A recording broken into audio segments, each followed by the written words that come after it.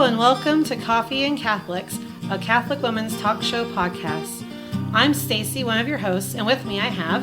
Hi, I'm Alisha. I'm Annie. And I'm Lauren.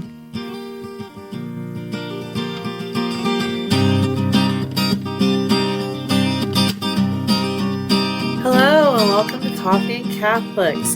This week we're going to be talking about various artistic and creative prayer styles. So one of the more popular or gaining popularity, especially with like the Blessed She, Lenten and Advent retreats, I think they have them on both of them, is Visio Divina, which translates into divine seeing. So it shares roots with Lectio Divina, which if you've never done Lectio Divina before, it's taking a scriptural passage and going over it and meditating on what messages that you get from that passage or phrase, and just kind of going over it word for word or over and over again for a while.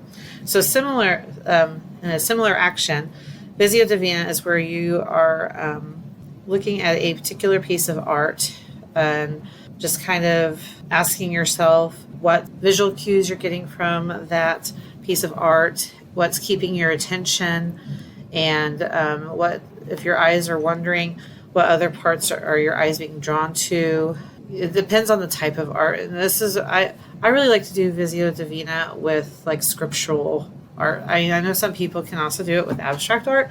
I find that a little bit harder to do because if I'm trying to pray with it, I like having images of Jesus or Mary or the saints there to help kind of guide my prayer time. But it says what emotions does the image evoke? What does the image stir up in you, bring forth? Does the image lead you into a certain type of prayer? Like maybe you feel like saying a Hail Mary while you're looking at it, or you have spontaneous prayer. So what does that do? So I like this practice because sometimes I get caught up in words, and this takes the words away, but it still gives me something to focus on, if that makes any sense. Kind of gives me a little bit more openness to, instead of, sometimes I feel like I get caught on a word and that may or may not have been the major message that I was supposed to hear because I get caught up on this one thing. Mm-hmm. And so a lot of people would say, well, then that's the word you're supposed to be meditating on. But I feel like this is a little bit more freer and I can make connections in the artwork a little bit more easily. That's just one form of creative prayer. What other types of form of creative prayer have you guys heard of? Or practice, or know somebody that practices? Yeah, I can be very much like a creative type, I like artsy and stuff like that, artsy stuff. But I've never really heard of, what is it? Visio Divina. Visio Divina, I've never heard of that. And so I've never really thought about, I guess, praying with artwork at all. Like pray to scripture. No. And, I try to offer up what I'm doing, like making the drive or, cooking or something like that or whatever. But yeah, I never really thought about getting creative with prayer, so I am interested in this subject. So I won't have much to say, but I want to hear what you guys have to say. Well, I actually thought of you when we were thinking about this subject because but a while back, Alisha did a guided adoration at our parish. And one of the things that she would do was talk about the different stained glass windows in the church and the stories behind them. And so I kind of thought about you because that is kind of a form of, you were guiding the kids through this, look at Mary, where is she looking, and things like that. And you would tell the stories in each of the panels. So you're basically doing Visio Divina with our children, but in a more structured way. So much so I didn't even know I was doing it. Let's take it all back. It was amazing. It's well known that I am a doodler. When we are recording or talking or anything, I just sit here and I'm not very good at drawing things, but I just I need my pen moving and doodling. So something that I find I've done a lot of times when I'm in adoration by myself, not with my children, corralling them, because I need all hands for that. But to kind of focus my mind is I'm not just like I try and do some journaling in there, but what helps me focus the most is usually when I am doodling, and I'll like whether it's trying to focus like doodle something that is in relation to a passage I've read, or a saint that I am asking for their intercession, or just something in the church, like something I see just like that to help me kind of like meditate towards that. And so that's something that I find that I do. I know a lot of people do that. There's the Bible journaling where they'll do artwork like within their Bible. I have never been able to commit to that because I'm scared I'm going to just like totally screw up my Bible. Well, I've had a hard time finding a Catholic version of one of those. I do have one, but if it was hard to find. Yeah. But a relative of my husband who's an artist, she has a lot of beautiful ways that she uses her creativity in prayer, and I think it's just absolutely beautiful. One thing that she's made for my kids is some artwork for the wall that's like one of them is that we have is the calming of the storm. She asked like if they had favorite Bible stories, and that was one of them. And so it's a picture of the calming of the storm, but it's with writing. Like, so it's like different passages, like different words, or the Bible. I don't remember if it's the entire like story over and over, or if it's different words over and over to create the different things in there. And she prayed for the kids like while she was creating this, and like it's all in ink pen and the different colors. It's really beautiful. And then she has another one that we have from her that's of Mary, and then she also is a quilter, and she has the long arm quilting machine, and she has done lots of quilting of different images that she will put things in, like in her quilting that is to evoke those that spirituality and that, like, that love of God, and like that draw your eyes towards different parts of it. But she's praying like through these things. And I know she's also does like metal, all her things that she's made, that she does. And she has spent a lot of time that was away from the church, and she did, various artwork and that, like she's an artist. But then now that she's come back to back home, like the way she has incorporated her love of God into like through what her love of art is really beautiful. And it's, if you're like an artsy person, like that is it's really neat to see how people who are artistic can like really form that into prayer. I have another friend who she writes icons, and that any like in the prayer that goes into writing icons is really beautiful. There's a local artist that she does icon inspired art, but she always leaves the faces. It's kind of like a foil face, but it's because she wants the people who buy her art to see themselves through the saints and through Jesus, and that we can live holy lives ourselves, and we are to our own sanctification through her art. And I thought that was really beautiful. I'll try and link some of these artists' work in our notes. And not all of them have websites, but they have Instagram. But if you're interested in seeing some of those, this wasn't like originally supposed to be for that, but I feel like we need to share those. Yeah. Speaking of local artists too, there's one that makes jewelry that is inspired by saints. And at first you may not, like when you look at the jewelry, you may not see that right away. Like some of hers, like her Divine Mercy is pretty like obvious, and but she has like these little tiny like special things that when she explains it, you can really see the beauty in it. And I was thinking about earrings in general, but I've had 2 of my kids confirmed recently, like in the last 2 years. And I bought earrings for myself, one from Catholic All Year, and then I'm trying to buy one from this local artist right now. But both of the earring sets are based off of their confirmation saints. And what I do with my oldest, who I already have earrings for, is when I put them in, I actually pray for him to that saint and ask that saint's intercession during the day for my son and to watch over him. And so that's another, fashion can be a way of prayer too. Like what wearing our scapulars or wearing, whatever you have I have a rosary bracelet. I have, my blessed sheep rosary bracelet right there. But so there's these little things of art that bring in the beauty of God into our lives, whether it's fashion or stained glass windows or bringing artwork into our homes.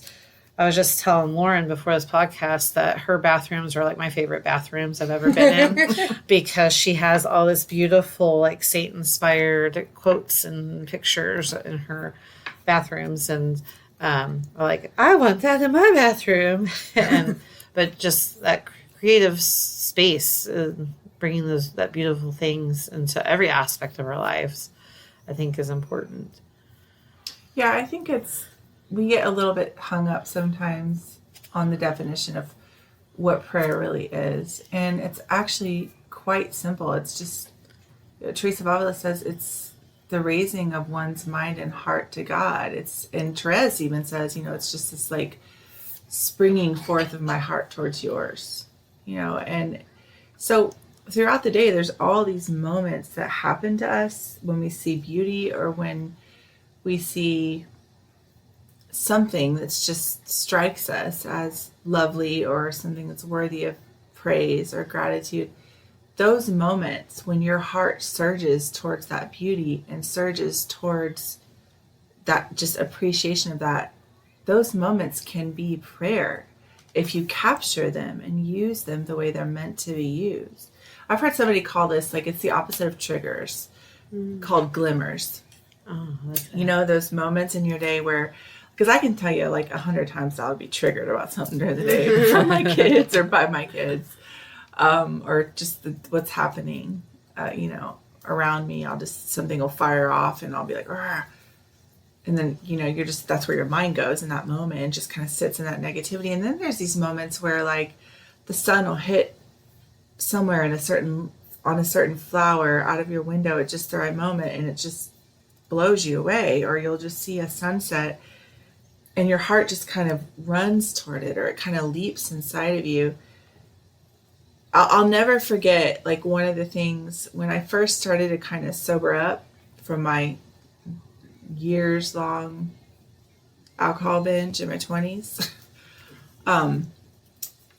I'll never forget the first time that I ate fruit or a really juicy peach or a plum.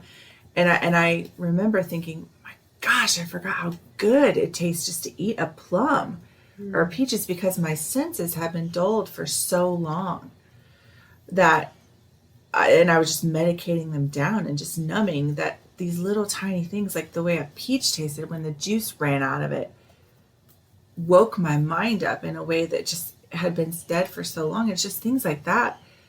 And the more you start to notice this stuff, the more it will happen to you. And then it becomes this beautiful dialogue between your heart and God, so that maybe you're not good at words. We all need to have time to sit in God's presence and make that time every day to be quiet with him. But that's not the only time that God wants to be with us. Like, our hearts can surge toward him in all these different ways every day, in 1,000 little places. Another form of art that I kind of miss, because I don't do it as much anymore, but when I was in college, we had a all-night adoration. It usually went almost, I think, the whole week, called Jericho Siege, that there was an all-night adoration, and the choir, we would always sign up together for an hour or two, and the whole time we would sing. for the whole, in front of Jesus, and just our choir director at the time, and then I took over his now wife, and I took over that position later. We would carefully pick out the music, and it was just a beautiful time to be with Jesus and just pouring your heart out in song, because song is scripture. And so usually hymns and things are usually scripturally based. So, and then who is it that was it Saint Augustine who said that singing, when you sing, you're praying twice. Mm-hmm. Yeah. And so that was something that always struck with me, and just expressing my love for God through song was always a big one. And occasionally, if I'm in adoration all by myself, I'll still sing. But I very rarely ever get to be in adoration all by myself anymore. There's usually somebody else there, and I don't want to interrupt their time. But yeah, but it's one of my favorite ways of going to adoration. Mm-hmm.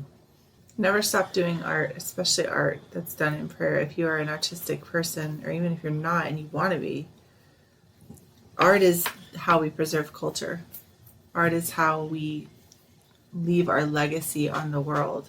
Physical art, okay, that's what stands the test of time when buildings collapse and cities are built on top of them. What people find when they excavate is art and writing and beauty and artifacts. God wants us to use those creative abilities to pray with him and to him, and to preserve and create beauty. Because beauty will save the world. Beauty is what draws us to God. If it's true, it will draw us to God. And it's important. So if you like decorating your home, you shouldn't feel, well, that's materialistic. And, maybe it is for you. You need to talk to God about that. But in and of itself, decorating a space is a form of artistry. Making a space something that draws someone's heart to God. That's not just you being you.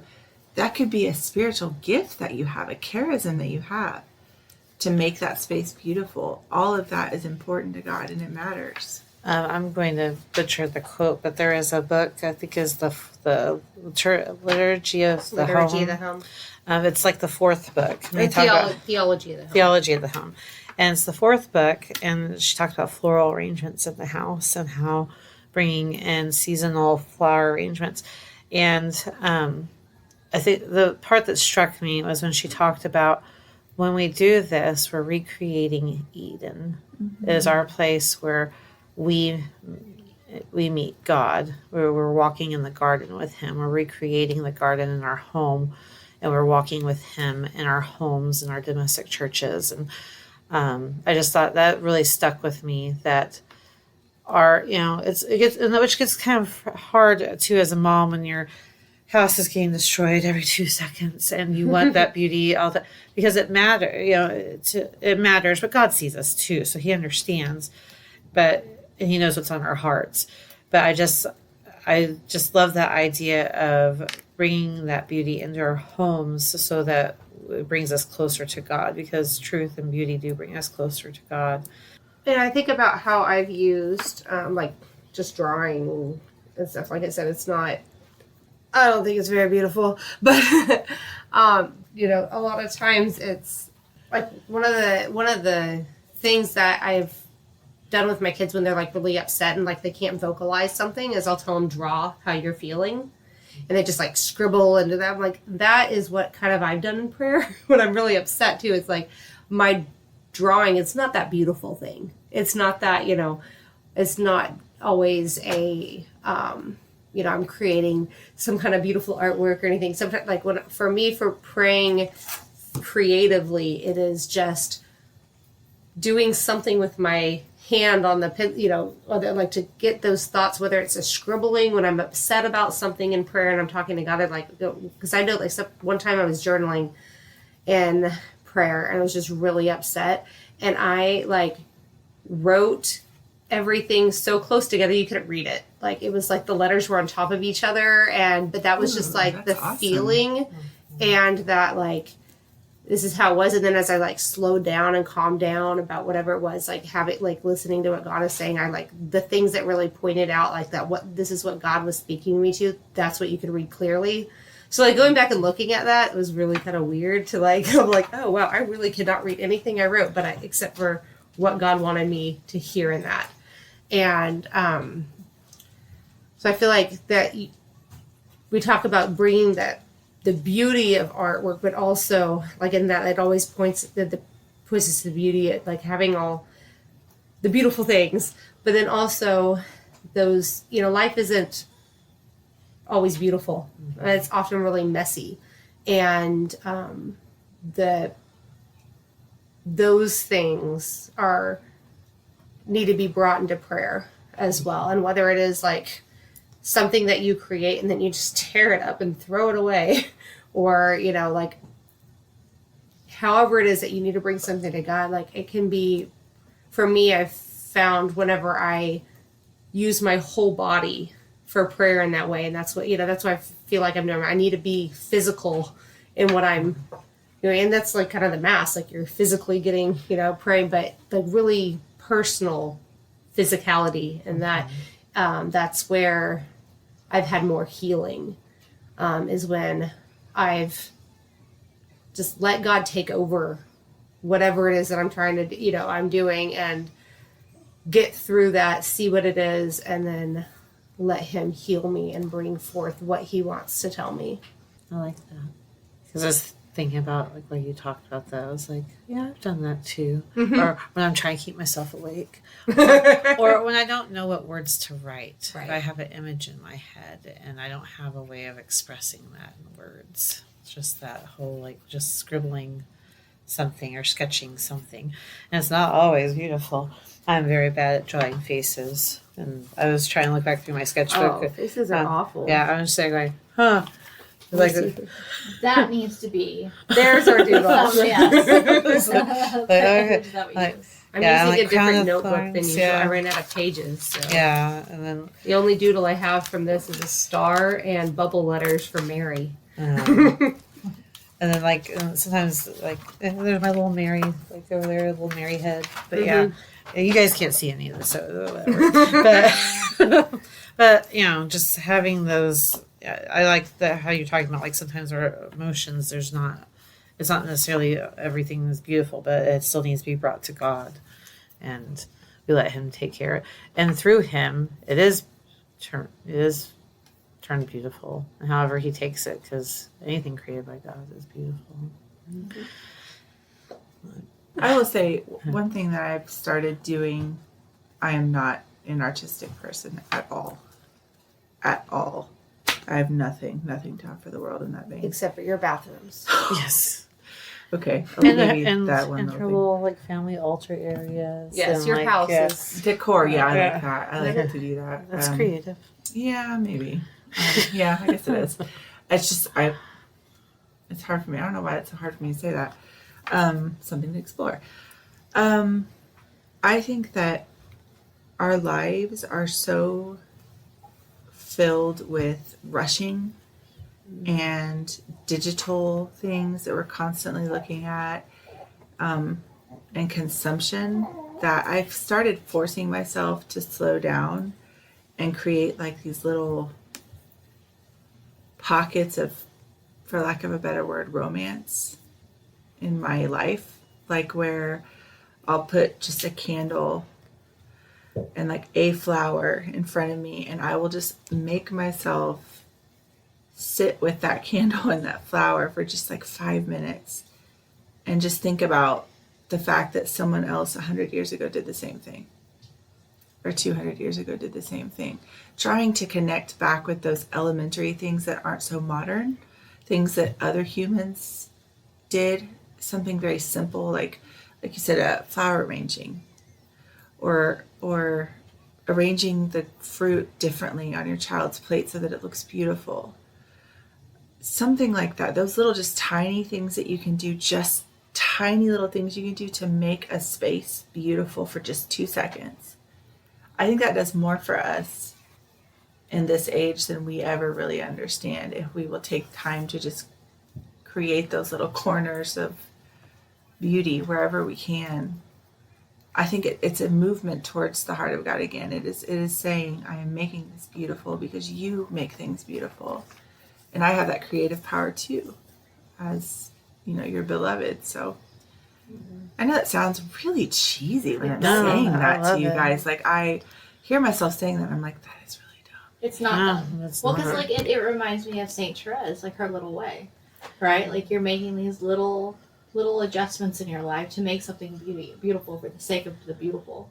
Just for the beauty. Yeah. Well, and I think too, like, turning that back to creative prayer, you bring God into it.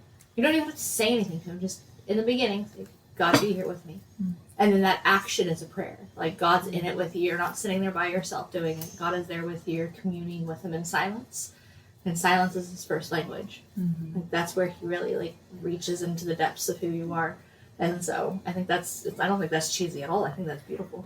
When I'm doing it, I can feel the power of it. I think the words just kind of take away some of the, But you said that and like creative power. I'm like, I create babies. So, but I'm like, and thinking through like labor and like just that. Allowing yourself to stop and think about what you've done. Yeah.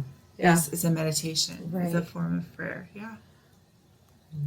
We have bunnies in our yard that just hang out and they just hop across the yard, and my first instinct is to be like, and then just I've got to get back to what I'm doing. So whenever the bunnies come, God and I have made a sort of hold it when you see one, and I just wait until he's out of sight. I watch him, and I study him, and I think about him, and I think about how lovely it is that we have this little nature preserve back here because we don't mow as much as we should.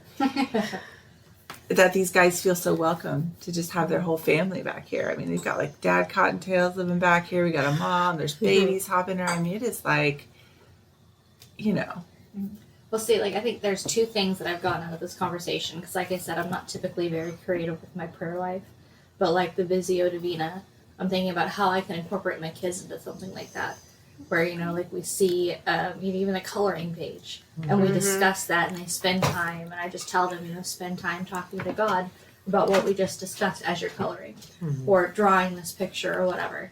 Like I love the idea of doing something like that because kids can be so visual and they can be so hands-on, and so I think oftentimes, and maybe I'm wrong, but like I think for a lot of people, maybe children especially, there's a bit of a disconnect because you're talking to somebody you can't see, and my own kids have told me that like it's hard for me to pray. It's hard for me to like really believe that I'm doing this thing, which is talking to God, because I can't even see him.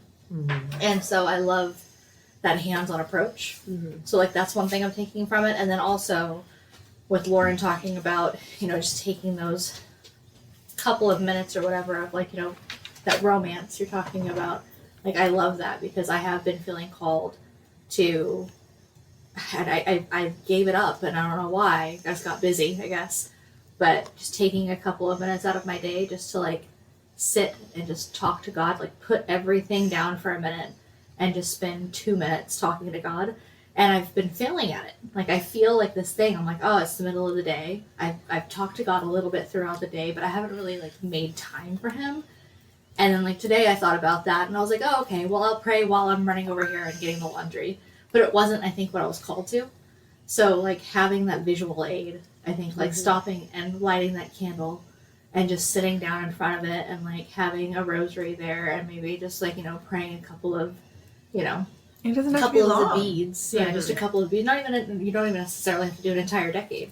Or just sitting there with the rosary and not even praying the rosary, but just being like, God, be with me, Mary, be with me, and just having that visual aid. Like I'm excited actually to like take that on. Like I'm gonna copy you.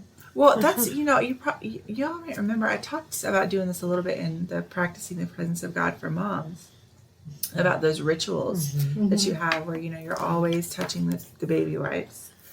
That becomes, or like even changing a diaper, don't just rush through it, pat their belly afterwards for just a minute, just make eye contact, just feel the skin of your baby that your skin made, that warm little belly or the heartbeat against them, like, my gosh, these are the things that prove to us that we're not just animals. Well, and too, like with the business of the day that you're talking about, like we have a disconnect in our modern society with being so busy from the people around us. Like we don't make eye contact, I think, as much. Mm-hmm. Like we don't talk in person as much. Like we don't have intimate, like contact and communication with people, I think, as much as we were made to be. Right. And so, I think that's beautiful. But then if we are lacking so much in that, how much more could we lack in having those intimate moments with God, who we can't see?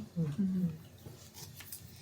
And I think about, if you look at how we're made, to understand what a thing is for, you look at how it's made. That's science.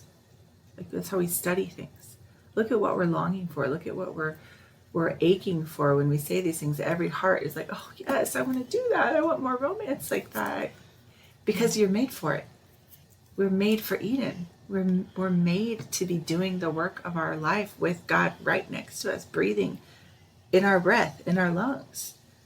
The same thing. That's why when it goes back to another episode that we recorded about Canna and the different ways that little things, we think some things are too little to bother God with, or too human to bother God with. That's antithetical to the entire reason that he created us. Every little thing matters. And romanticizing those little things or having those rituals reminds you that you're human. I don't know anybody who doesn't feel enslaved by technology. I know of no humans, none at all, who love their level of tech use. I haven't met one. I have humans who aren't willing to change their level of tech use, but they hate it. Mm-hmm. I've known people that refuse to touch any tech at all because they're just like, I'm not getting caught up in that. But then there's the rest of us kind of in the middle that are just on the struggle bus about keep trying to scale back, right? The digital stuff, and keep trying to scale back the tech stuff. Sometimes we're successful, sometimes we're failing. There's a reason for that, because humanity isn't about that. It's about real touch and real things and real conversations that take place where you can see the other the nuances of their face. That's what life is about. And I just feel like it's getting just sucked out of us. And so art and beauty and bringing that into our prayer, I think we should strive for it. If we don't feel good at it, we should try. Mm-hmm. We should try to bring those little beautiful things into our lives. Well, it's a creative way to bring people together as well, yeah. Like in a group setting. If you're not somebody who, maybe wants to pray a private prayer, out loud with people or something, and maybe, I don't know, for whatever reason you don't want to do a Bible study or something, like a regular Bible study, and you're a very artsy person, other artsy people, you want to invite them into it. I love the idea of that, of do an artist study. Let's all study Van Eyck and find all the Catholic elements in his artwork. I was just thinking of there's a local artist we all know who does this. She has classes where they do paint and pray, or she teaches people how to Bible journal, how to actually do it. She'll sit together as friends. She'll be like, okay, let's all do this together. I had a women's. Yeah, I went to a women's group in my parish, and somebody just organized having. She just had a bunch of different Bible verses and wooden blocks that were painted, and we just Mod Podged them on there and made a little thing. And it was just a group of women together, all levels, because it's a college town, so we had college age through. All the grandmas passing around my baby. We were very excited to hold her while I got to do something that was, not super arts, having to have a lot of skill. I used Mod Podge and I twisted wire and made something that only a mother would love. I gave it as Mother's Day gift.